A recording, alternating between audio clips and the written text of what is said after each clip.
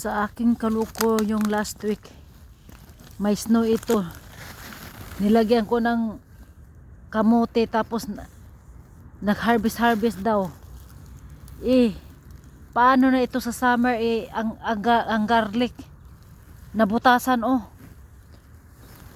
Hindi na yata ako mag-harvest ng garlic sa summer kasi nabutasan ang plastic. Ayo, itong sa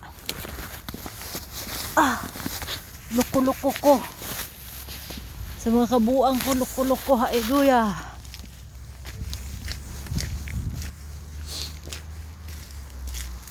Sa mga kalukuhan ko.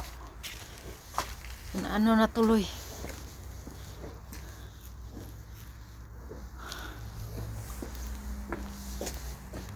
Paano na yan? Sa summer maka-harvest pa ba kaya ako?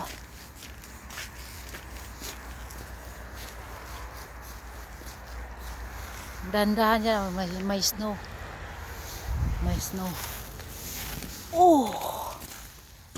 Paano na to? May butas. Ito na may ano-ano, iwan ko dito yung garlic. Maka-harvest ba kaya ako sa winter nito, sa summer nito? Ay, guya. Ang loko-loko ko nabutasan. Ay. Napagod tuloy ako. Ay, sana kung mag-joke lang. Ako hindi ko sana tinutuo yung totoong garden. Nahirapan tuloy ako.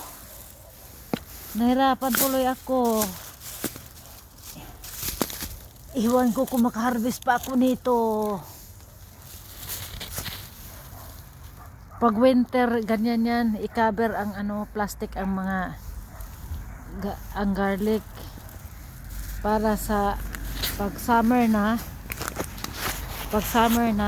ano na siya, kunin ang plastic.